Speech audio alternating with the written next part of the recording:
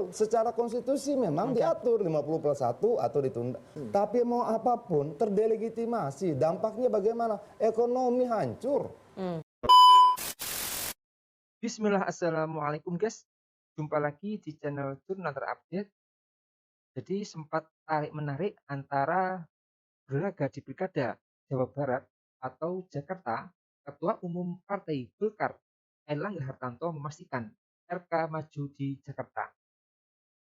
RK diwacanakan diusung oleh Koalisi Indonesia Maju Plus, yakni koalisi partai pendukung Prabowo Subianto Gibran Rakabuming Raka di Pilpres 2024 plus partai-partai lain yang dilobi untuk turut mendukung Tuan Kamil. Jadi tak perlu berlama-lama, langsung saja kita simak video ini guys. Bismillah. Pertama saya bilang kita hari ini belum bisa berasumsi atau belum bisa mengambil kesimpulan apakah Pilkada DKI ini akan kotak kosong atau tidak akan kotak kosong. Tapi arah kecenderungannya kan ke situ. Saya pikir arah orientasi pertarungan pilkada di semua daerah di seluruh Indonesia, itu dulu ya, saya mau biar kita sama-sama punya satu kesepemahaman, pasti menginginkan dukungan sebesar-besarnya dari semua partai. Itu sudah menjadi hitoh siapapun dia yang ingin maju dalam kontestasi politik di pilkada, yang pertama. Lalu yang kedua, kita kan belajar, ini juga keputusan Partai Golkar mendorong Ridwan Kamil masuk ke DKI Jakarta juga sudah kita diskusikan juga dengan Mas Ridwan Kamil. Kebetulan ada bahasa yang menarik dari seorang Ridwan Kamil. Dua hal sebetulnya. Yang pertama, dia punya tipologi seseorang ingin mencoba tantangan. Ingin sebuah tantangan bahwa memang dari segi elektabilitas di Jawa Barat lebih besar daripada DKI. Namun ada sebuah challenging yang dilihat oleh seorang Ridwan Kamil. Berdasarkan jam terbang pengalaman beliau di Jawa Barat. Lalu yang kedua, kita harus lihat loh, dan saya yakin kita semua menjadi saksi dalam kontestasi politik. Dulu Pak Jokowi maju pertama kali di DKI Jakarta melawan hegemoni yang cukup besar, elektabilitas Pak Fauji Bowo ternyata berhasil. Nah artinya maksud saya, sejarah-sejarah ini pun kan tidak bisa kita kesampingkan. Lalu tidak bisa juga kita benturkan seakan-akan akhirnya ada tangan kekuasaan dan lain sebagainya. Bahwa boleh ada pandangan seperti itu, saya pikir sah-sah saja dalam era demokrasi ini. Tapi yang ingin saya sampaikan bahwa harus dilihat dalam beberapa kali track record pertarungan pilgub di DKI Jakarta, bahwa kandidat-kandidat yang elektabilitasnya cukup tinggi itu tidak serta-merta berbanding lurus dengan hasilnya. Gitu. Jadi ini juga salah satu alasan yang coba kita dorong. Jadi saya pikir apa yang saya sampaikan tadi adalah dalam merespon ini realitas politik biasa yang dimana setiap partai pasti menginginkan melakukan lobby-lobby dukungan kepada semua partai. Kan lobby-lobbynya sudah persyaratannya sudah cukup di Kim. Kenapa harus nambah lagi di Kim plus untuk menawari partai lain? Kan udah cukup. Pertanyaannya begini Mbak. Kenapa nggak pede aja gitu loh untuk ini sama bertanding dengan Pak Basuki Cahayapurnama dan Pak Anies Baswedan? Pertanyaannya begini, misalnya elektabilitas kita sudah 50% plus 1, ngapain juga kita deketin masyarakat? Jadi ini, maksud saya gini, ini adalah hitoh yang natural alami, yang setiap partai pasti selalu akan melakukan upaya dukungan dari semua pihak, baik itu partai, masyarakat, tokoh-tokoh agama. Jadi sebanyak-banyaknya ya, dirangkul ya. Sah-sah saja. Meskipun itu kemudian menciptakan kegagalan demokrasi karena melawan kota kosong dong. Nah, oke. Kan ini memborong menarik semua tadi. tiket, memborong semua saya persyaratan. merespon juga yang dikatakan oleh Mas Soto, kegagalan demokrasi apabila melawan kota kosong. Loh, toh juga ini akan dites juga nanti di publik. Kan tidak serta-merta. Ini saya mau bilang dulu, ini kalau kota kosong, ini baru asumsi ya. Kan kita nggak tahu juga, kita belum tahu PKS, kita belum tahu Nasdem. Jadi gini, toh juga kalau, ini saya ulangi kembali lagi ya, kalau melawan kota kosong, toh juga nanti kandidatnya akan dilempar ke publik dan secara aturan harus 50% plus 1 kan. Baru dia nyatakan bisa terpilih gitu. Jadi kembali lagi di era demokrasi sekarang ini, mau kotak kosong atau tidak kotak kosong, publik yang menentukan. Silakan Bang Adian, bahwa ya belum tentu kota kosong, melawannya kota kosong, tapi ya wajar aja kalau partai politik mengambil kekuatan sebanyak-banyaknya gitu. Toh nanti diserahkan lagi ke rakyat yang memilih. Kita mau nganalisa dari cara pandang mana nih? Kalau dari cara pandang kemungkinan, kalau kemudian Ridwan Kamil menang di Jakarta, bisa nggak kecegah loh 2029 jadi calon presiden. Itu harus dihitung juga. Kenapa begitu? Dia pernah gubernur Jawa Barat, lalu gubernur Jakarta. Dua wilayah besar dan luar biasa. Nah itu harus dihitung. Sanggup nggak kemudian misalnya partai-partai lain sudah berorientasi 2009 mencegah Ridwan Kamil kalau kemudian dia maju gubernur Jakarta. Nah maksud saya tindakan kita hari ini tidak cuma berhenti hari ini. Dia bisa berdampak 1 tahun, 2 tahun, 3 tahun, 4 tahun, 5 tahun ke depan. Nah itu juga harus dihitung dong. Bagi saya kota kosong tidak kota kosong nggak penting-penting amat kok. Kenapa? Karena dulu pernah ada satu peristiwa ketika tahun 97 Ibu Megawati Soekarno Putri katakan saya tidak gunakan hak pilih saya di pemilu tahun sekarang.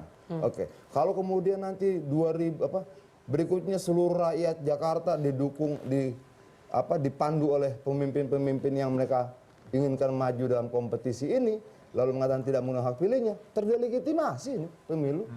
Betul, secara konstitusi memang diatur 50+1 atau ditunda, ketika tidak tercapai bisa ditunda 1 tahun kemudian, atau kemudian sesuai dengan peraturan perundang-undangan. Tapi mau apapun terdelegitimasi, dampaknya bagaimana? Ekonomi hancur.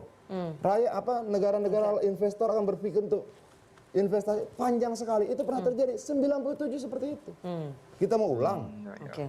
Oke, Mas Toto, apa yang dikatakan oleh Bang Adian, peluang itu tadi makanya saya juga kaget tuh.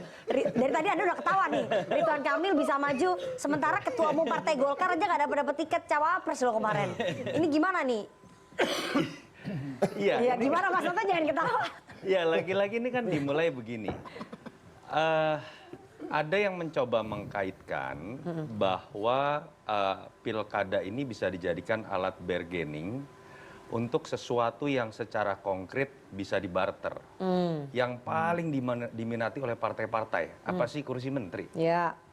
Dan ini memang pertama kalinya kita lihat terlalu lamanya jeda waktu antara Pilpres, lalu kemudian dengan 20 Oktober, bersamaan pula 1 tahun dengan pilkada. Dan kalau kita lihat apa yang terjadi di Banten, apa yang terjadi di Jawa Barat, apa yang terjadi di DKI, kan polanya sama. Ada sebuah pola, Kim mengatasnamakan koalisi solid, ingin bersatu, ternyata tidak solid. Banten terjadi seperti itu, sempat ada perdebatan DKI dan Jabar. Lalu kalau kita lihat ada pola yang sama juga, yang menang Gerindra, kira-kira gitu loh. Oh iya, rata-rata ya? Kira-kira seperti itu, gitu ya? dalam konteks elektoral. Itu kan, lagi-lagi ini praduga ya, itu kan masuk dalam analisis yang saya sebutkan tadi, sebuah hipotesa bahwa ada partai yang punya kekuasaan lebih dalam Kim ini. Karena kadernya adalah ketua umumnya adalah presiden terpilih, punya prerogatif bagi-bagi kursi menteri. Dan ketika berbicara kursi menteri, pilihannya bisa 2. 1, mengancam dengan mengurangi jatah kursi, atau memberikan reward. Kalau Anda ngalah, saya berikan lebih, entah wamen atau menteri. Ini analisis dan hipotesa gitu ya. Dan ini kan dan ini kan juga nyambung ya dengan sikap dari Bang Surya Paloh, menyatakan akan masuk ke dalam Prabowo Gibran. Pernyataan dari PKS yang menurut saya mulai bercabang, pernyataan dari PKB, Gus Jazilul juga menurut saya mulai bercabang. Dalam konteks itu ya, itu yang kita lihat sekarang bahwa kemudian pilkada akan kehilangan rohnya. Jadi ini saya bukan tentang melawan kota kosong yang saya permasalahkan.